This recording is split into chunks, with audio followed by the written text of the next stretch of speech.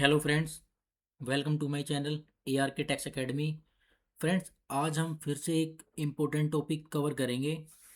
Tally का important topic है, tax से रिलेटेड है कि जब भी हम टैक्स की कैलकुलेशन बनाते हैं टैली में, तो हम कैसे कैलकुलेशन बनाएंगे टैली से, जिससे हमें पता चले कि हमारी कंपनी का टैक्स कितना बन रहा है। तो इस वीडियो में हम यही टॉपिक कवर करेंगे कि टैली से हम टैक्स की कैलकुलेशन कैसे कर सकते हैं।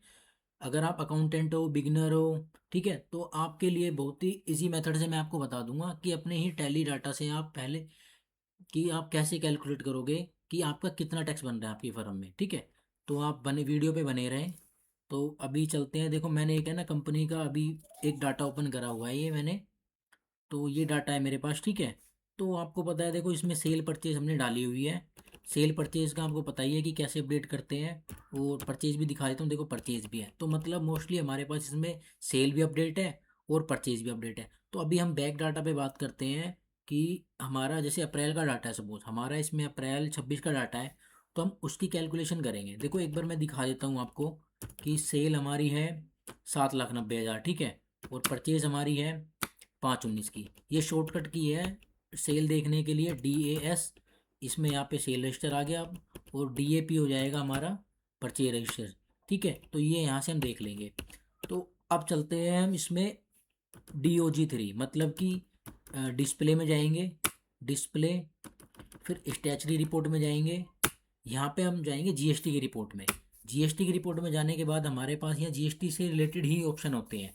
तो R1 मैं आपको समझा चुका हूँ, इसमें R1 वाला टैब मैंने आपको बता ही दिया है, और 2A 2B वाला भी मैं आपको बता चुका हूँ। ठीक है, तो अभी हम टैली की 3B पे बात करेंगे। अभी हम पोर्टल को, GST पोर्टल पे कोई डिस्कस नहीं करेंगे, सिर्फ अभी हम बात करेंगे टैली से रिलेटेड से, कि टैली में जो हमारा डाटा अपडेट है उसके बेस पे हम टैक्स कैसे कैलकुलेट करें। तो इसमें कन्फ्यूजन रहती है काफ़ी को, कि भाई काफ़ी लोगों को, अकाउंटेंट को भी रहती है कि हमें टैक्स कैलकुलेशन बनानी नहीं आती है। ठीक है, और बिगनर के लिए भी इजी हो जाएगा। ठीक है, तो अभी हम इसको ओपन करते हैं, इसमें GSTR 3B। देखो 3B क्या होता है, 3B में हमारी समरी होती है कि सेल हमने जैसे अप्रैल में हमने कितनी सेल करी है और कितनी परचेज करी है, तो उसकी जो समरी होती है उसको हम 3B बोलते हैं। बिल्कुल इजी मेथड है कि टैक्स की कैलकुलेशन, जब भी हम GST में टैक्स की कैलकुलेशन करते हैं, समरी बनाते हैं, तो उसको 3B समरी बोलते हैं। ठीक है, GSTR 3B समरी। तो देखो ये मेरे पास यहाँ पे अप्रैल का डाटा ओपन है। ठीक है, इसमें यहाँ सेल के बिल है, अंदर सेल के बिल मिलेंगे आपको। ठीक है, और यहाँ पे आपको मिलेंगे परचेज के बिल। ये देखो यहाँ पे आपको मिलेंगे, ये परचेज की बिल है। तो जैसे जैसे मैंने बिल अपडेट किए हुए हैं, उसी के बेस पे मेरा यहाँ पे डाटा समरी बन चुकी है। अब ये अप्रैल का डाटा है। देखो मैं क्या करता हूँ, मैंने एक एक्सेल शीट बनाई हुई है जिससे मेरे लिए काफ़ी इजी हो जाता है। तो मैंने सोचा मैं आपके लिए भी वही एक्सेल शीट शेयर करूँ, कि उसी टाइप की एक्सेल में आप कैलकुलेशन बनाएं, ताकि आपको कन्फ्यूजन ना हो कभी भी।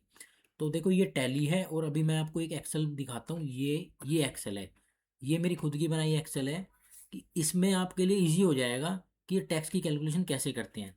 देखो मैं अभी सिर्फ इस टैब को, इस ये जो टैब है इस पे हम बाद में डिस्कस करेंगे, क्योंकि एकदम इतनी चीज़ें समझना भी है ना, टफ हो जाता है, कन्फ्यूजन क्रिएट हो जाती है। तो ये वाला जो टैब है इसको हम बाद में डिस्कशन करेंगे, ये इंपॉर्टेंट टैब है GST के लिए।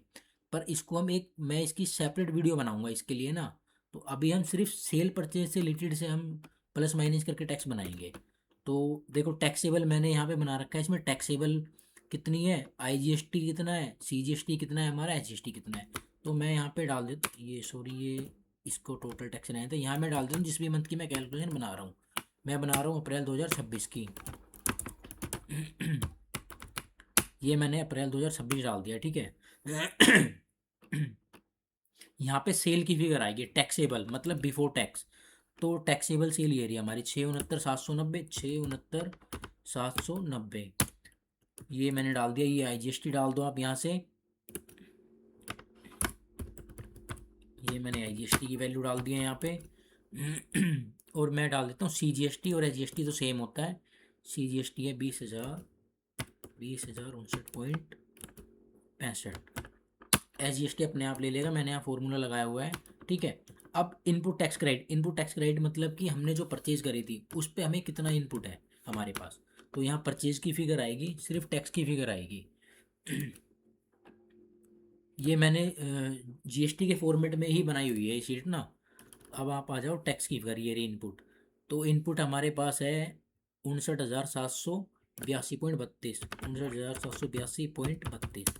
ये डाल दिया मैंने। CGST हमारा 11,462.21, 11,462.21। तो अब आप देखो इसमें, आप देखो सेल का हमारा कितना टैक्स आ रहा है। आप तीनों को प्लस करोगे तो आपका 1,20,562 आ जाएगा। ये है हमारा सेल का टैक्स, ठीक है। और ये हमारा इनपुट टैक्स है, ये है हमारा परचेज का टैक्स, कि जो हमने अपने सप्लायर को पे करा है, ठीक है, ये वाला टैक्स। और ये हमने अपने क्लाइंट से कवर करा है, ठीक है। तो ये हमने पे करा है और ये हमने क्लाइंट से लिया है। तो अब आप ये देखो कि सेल का हमारा टैक्स कितना है जो हमें पे करना है। तो हमारा सेल का टैक्स है देखो 1,20,000, और हम जो पे कर चुके हैं वो कितना पे कर चुके हैं, 82,000। ये हमारे पास इनपुट है। तो जब भी आपको टैक्स की कैलकुलेशन बनानी है, आपको सेल के टैक्स में से परचेज का टैक्स लेस करना है। देखो मैं इसको तो मैं हटा देता हूँ, इसको ये वाली कैलकुलेशन बाद में करेंगे, इसको नहीं समझेंगे अभी। इसको मैं 0 0 कर देता हूँ। तो एक मैं यहीं पे देखो यहाँ पे दिखा देता हूँ, इक्वल टू, इसको आपको सिलेक्ट करना है और माइनस ये करना है। तो ये मेरे पास टैक्स की फिगर आ चुकी है, ये देखो। तो मेरा जो अप्रैल का टैक्स बन रहा है वो 37,855 बन रहा है एज पर टैली के अकॉर्डिंग। तो अभी हम सिर्फ यही सीखेंगे कि टैली के अकॉर्डिंग कैसे टैक्स बनता है, क्योंकि कन्फ्यूजन क्रिएट हो जाती है कि टैली क्या है, जीएसटी पोर्टल क्या है। तो वो मैं कन्फ्यूजन क्रिएट करना नहीं चाहता, क्योंकि मुझे खुद पता है, मैं खुद वर्किंग करता हूँ। तो स्टेप बाय स्टेप अगर हम कुछ चीज़ें करें तो वो हमें समझने में आसानी होती है। मतलब ऐसे भागा दौड़ी में कुछ भी चीज़ें ना समझें, पहले एक स्टेप को क्लियर करें उसके बाद सेकंड स्टेप पे जाएं। तो अगर आप इस मेथड को समझ जाओगे, फिर मैं आपके लिए एक दूसरी वीडियो बनाऊंगा कि हम टैली से फिर पोर्टल का टैक्स कैसे कैलकुलेट करें। क्योंकि ऐसा होता है कि जो टैली का टैक्स होता है और पोर्टल का टैक्स होता है, दोनों अलग अलग होते हैं। और वो होते हैं मिसमैच हमारे इनपुट के अकॉर्डिंग। क्योंकि सेल का टैक्स तो हमारा सेम रहता है, पर परचेज का हमारा अलग रहता है। तो ये मैं आपको नेक्स्ट वीडियो में बताऊंगा। नेक्स्ट वीडियो में आपके लिए जल्दी लेके आऊँगा। तो प्लीज़ अगर आपको ये वीडियो अच्छी लगे तो प्लीज़ लाइक एंड सब्सक्राइब जरूर कर देना। ऐसे ही वीडियो मैं आपके लिए लाता रहूँगा। Thank you guys.